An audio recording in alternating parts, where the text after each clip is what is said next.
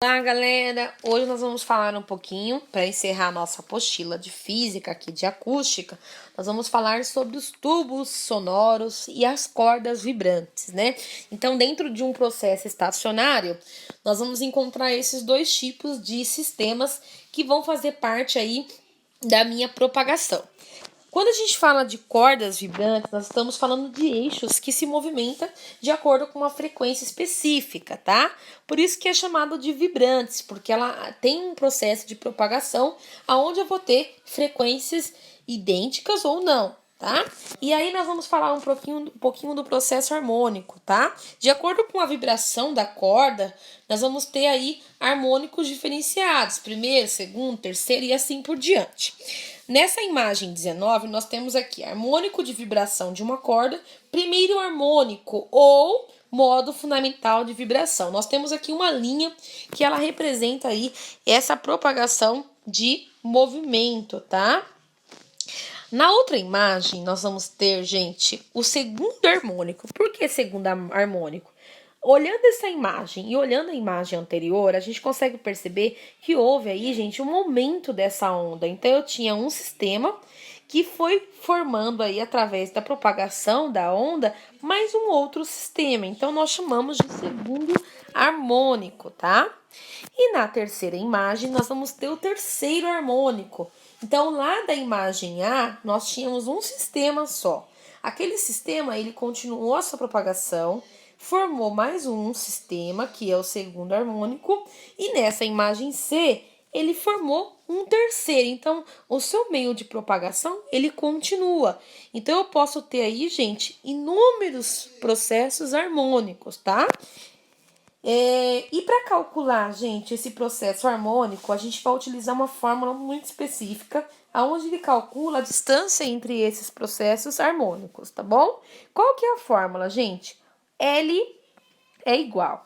Então, L significa o comprimento, tá, gente? Então, L significa o comprimento é igual a 1 vezes o meu comprimento de 1 dividido por 2, tá bom? Então, gente, quando a gente fala de sistema de comprimento, a gente quer saber o tamanho mesmo da minha propagação, né? Eu quero saber qual foi o tamanho da minha propagação. Então, eu tenho aqui uma corda, aonde está tendo um processo de propagação de onda, né? A pessoa está batendo a corda, está girando a corda.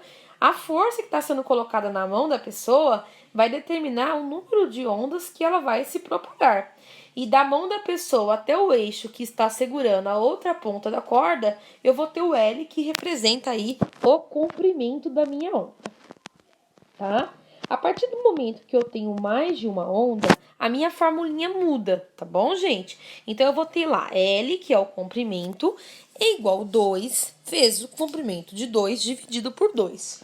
Então, aqui a gente pode perceber que aumentou o meu harmônico, né? Então, eu tenho lá na imagem um harmônico, dois harmônico e três harmônico. Aqui, eu tenho dois harmônicos, então eu vou calcular de acordo com os harmônicos que eu tenho dentro do meu meio de propagação, tá bom? Então, de acordo com que aumenta o meu harmônico, aumenta também o valor numérico da minha fórmula.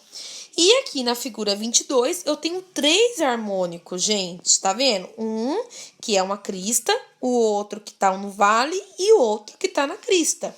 Então, eu tenho três meios de comprimento de onda. Então, eu vou calcular. L, que é o comprimento, é igual a 3 vezes o coeficiente 3, que é o do comprimento, dividido por 2. Então, eu tenho que estar alterando qual é o meu comprimento, qual é lá o índice de harmônico que eu tenho dentro da minha estrutura. E também eu posso estar utilizando essa seguinte fórmula, tá? A frequência do número de harmônico que eu tenho é igual ao número de harmônico vezes a velocidade dividido por 2 vezes o comprimento, que vai ser igual ao número de harmônico vezes a frequência de 1, tá bom? E aí vai depender, gente, eu posso ter duas frequências, eu posso ter três frequências e assim por diante. Tá bom, galera? E aí nós vamos ter os exercícios que eu vou estar explicando para vocês em sala de aula. E aí, vou ter alguns exercícios resolvidos também. Vocês podem perceber que na fórmula aqui, gente, apareceu o número 4, né? Então, quer dizer que eu tenho aí um harmônico aí de comprimento igual a 4. E assim por diante. Galera, nós vamos conversar um pouquinho mais sobre esse processo de harmônico, sobre a frequência, como que eu identifico aonde está o harmônico dentro de uma onda na nossa videoconferência, tá bom? Não perca a nossa aula da semana que vem. Muito obrigada!